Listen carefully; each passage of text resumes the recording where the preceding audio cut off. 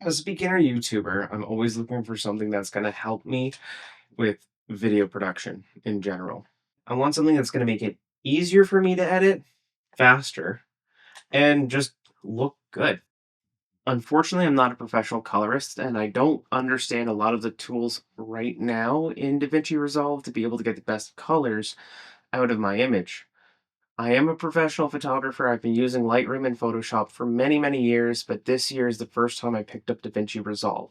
So for me, having something like a LUT or another product out there to help enhance my colors and get them right first time is huge. And that's why I'm trying this product. Recently, this came across my desk, and I thought, you know what, I kind of had to try it. It was something that I wasn't expecting to enjoy, and I wasn't expecting it to be the greatest thing in the world, and I don't really think it's the greatest thing in the world, but I didn't expect it to be as good as it is. I've only spent about a month with this software, and I can tell you it's honestly really good. I can't do an in-depth review giving you absolutely everything about it. I can't really get you a tutorial, but I can get you a first look and a first understanding of what this product is and how it actually works. Now, it is a specialty software specifically for um, colors and a few other details within the video image that you're going to be producing in DaVinci, as well as within Lightroom and Photoshop. But I think it has a lot of use cases that maybe people don't see, or maybe there are people out there who think that this is only for a specific person and not for themselves, which is kind of what I thought when I first saw it. Now, to be completely upfront, they did approach me to do a review of the product. They did ask me to say anything I want to, though. So I don't have to just say that this is a good product and it needs to be something that everybody has or anything like that. They want an honest review and they want me to tell them the goods and the bads of the software. So I thought I would tell you guys as well. They also did give me the software for 1 month to try it out and to make a review on it, post the video up on YouTube, and they've given me a discount code in return so that I can give you 10% off. That discount code is BJeru10, and you can use that in the at the link in the description to get 10% off your purchase if you decide to purchase the product. So now that that's out of the way, let's get to the review and kind of see what it's all about. So when you first open up DaVinci Resolve and start using the product, it's really not so bad. It looks all right and it's not in the way. It's tucked away in a certain section, so it's not really going to be something that you're going to need to worry about, and it's not going to take up too much room. Now, I'm going to be using some files that I have already used in the past in some of my old videos because if I can use any piece of footage that I've shot at any time without having to specifically shoot for this type of product, then it does a job which I really enjoy, is that I can plug it in, I can work with it, and we can just get great images without having to do any sort of pre-planning specifically for the product itself.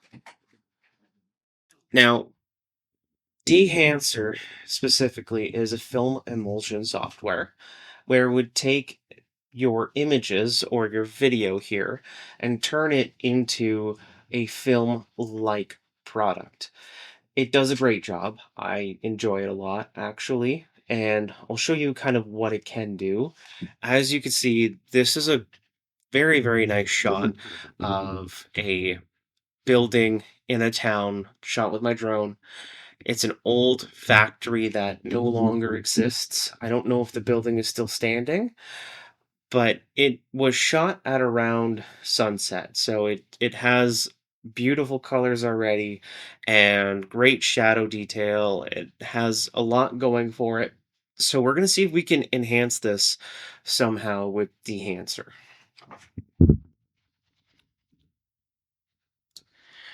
So you go over to your color tab, and whatever you do to your images here or your video files here in the color tab, do to this as well before going and using Dehancer. Some people have a workflow. I myself, I don't right now. I don't shoot raw images, or I don't shoot raw video, I should say. But I also don't have anything to shoot any sort of format other than just picking a color format on my camera and making it as far left in the settings as possible to make it just basically not contrasty. So I don't have anything to shoot any log footage or raw footage in camera. So with this here, I'm just going to apply Dehancer, and we're going to see how it works and what happens to the image right away. Now it does look pretty decent. It gives it a different feeling. And I kind of want to see the building close up to see what happens here. Now the source is Rec 709. You can change it to anything you want to in this menu. I change it to DVR WG/intermediate. And it just allows me to get a little bit more colors in the background and allows me to kind of pull out what I need to when I need to. At least just from my testing. Now, one of the big things here that you want to really focus on is scrolling down to the film selection. This is where you're going to get your base film, and you're going to get a lot of your different details in there. The team at Dehancer have taken a lot of films and scanned them and done rigorous tests to try to make them as accurate as possible to the scans. Now, for some people, that's not enough. But for others, this is going to be a great starting point to be able to get the colors how you want them to be.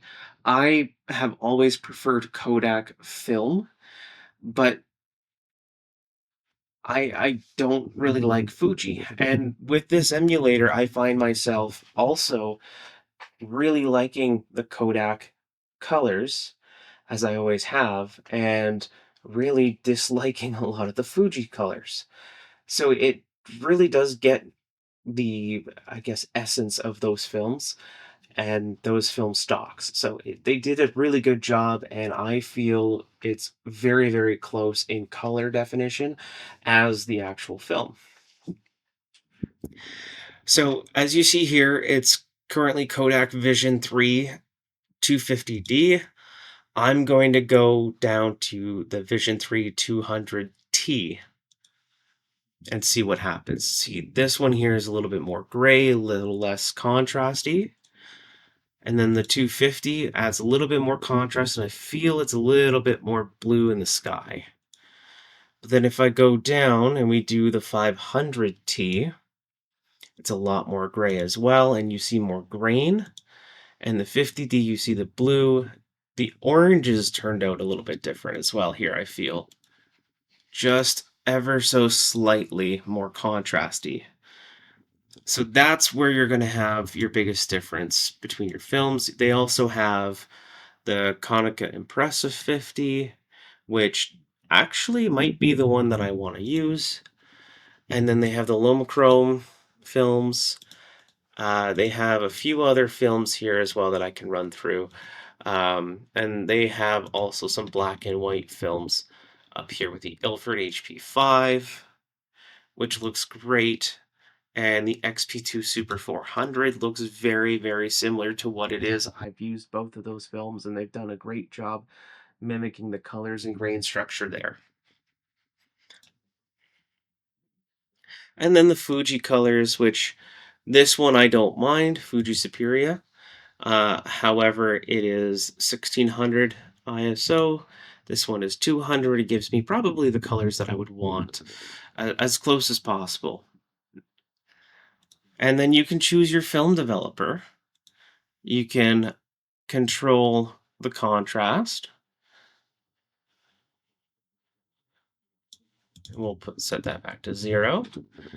And then you can do the gamma correction, which admittedly, depending on the film stock, doesn't do a heck of a lot, but it does enough to notice it when you see the image enlarged. And then you have your color separation and your color boosts, which is basically something similar to saturation. I would probably pump up the color boost just a little bit. We'll go down there. Film compression, which doesn't really do a lot of justice to some of the video that I've shot, so I just don't use that as often. And the expansion, I don't use. The expand feature, I don't use. Print. So this is very, very good. This changes the image quite significantly depending on the papers you choose. You can also adjust the exposure so that you can still get what you want out of it. You can add tonal contrast and you can add a little bit more to your color density, which should make it a little bit more interesting. And saturation, you can pull way down to 0 or way up to 100 to be exactly what it is. There's also an analog range limiter to limit the range of which you edit your colors, so your darks are only so dark and your lights are only so light. It's just whatever that film could produce, which is great, and I love that. Film grain, you can add a lot of film grain into it, or you can put it way down to get just the smallest amount of film grain. There's always going to be grain if this is turned on. And anytime you use Dehancer, there will always be some sort of grain, as it is a film emulsion software and a film emulator. So it will try to emulate actual grain from a film file. And then, of course, there's halation, which makes the image look a lot softer, but it's soft around the edges on the end of certain color ranges. So, like the edge of this building or down here, it will kind of create a halo, but it'll be within mostly the highlights. And the bloom also will do the same thing. It'll kind of make it a little softer, it'll make it bloom out in different colors in different ways, and it'll make things in all of the highlights a little bit softer. And I love this look for certain types of shots. On this one here, I'm not so sure how it actually turns out, but we will play with it here and we will see if this shot is actually half decent. And I believe this is a good shot. And I would put this in a reel if I wanted to, or something like that. And it really does give it that film-like look. Now, one thing I want to talk about is some of the pros and cons of this software. I have notes here on my phone just to kind of go through it and talk about it. But there's a lot more positives to this software, in my opinion, than there are negatives. The first one is Dehancer is actually easy to use. Like, super easy. You saw it there. You just drag and drop it. You go ahead. You just select what you want, adjust it a little bit with the sliders, and done. It's really easy to use.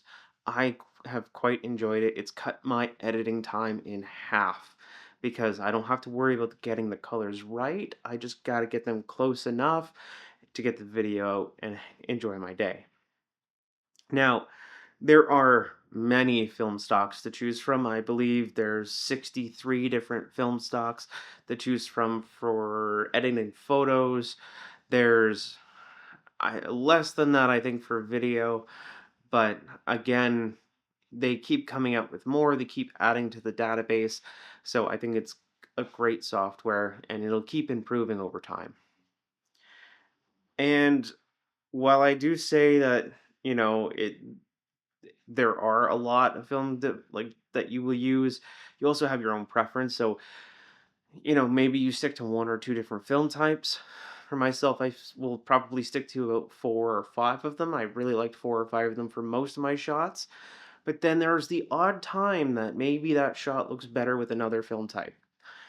And I will say that colors do look fairly close to what you're trying to get to. Now, I will tweak my colors a little bit afterwards as well, just to make sure that I get exactly what I want out of it, not just, something that's just okay. So I will tweak them. And it makes color correction easier. You could also create a LUT out of what you've done to your image. So if you wanted to just quickly apply it to a whole bunch of frames and just say that's it, you can do that. You can create a LUT and you can create presets in Lightroom for it out of all of this stuff. So you can do as much as you want or as little as you need to. And it's kind of a great program that way. Now, the downside is that it is very taxing on your system. So if you don't have a good computer, it's not going to really run very well on the computer. My computer is not so great, and I can tell. But if I change my workflow and do the color corrections after, everything's perfectly fine, and it renders out nice and quick just the same. It's just the previewing that makes it tough. So really, if I just change the color correcting to the end, I would have no problems whatsoever. Now, as for photo in Lightroom, I have played with it a bit. It does basically the same thing as it does in Davinci Resolve, and it creates something that is as close to film as you can get, in my opinion. So it's worth it. It's worth it to me if you want to get that kind of look. And I really do think that I will be using this going forward. It is something that I have enjoyed using over the past few days and really been working with it. So I do think it's worth at least taking a look at it and seeing if it fits into your workflow. Now, for photo, I probably won't use it as much because I already have my style. I could probably use a few things to enhance some of the images. Like if I wanted to add film like grain to get a little bit more grittiness to it, or if I wanted to use some of the film like colors for a certain time of the year, maybe. But I feel like I would probably use it a lot more in video as it has been helping me create videos much quickly.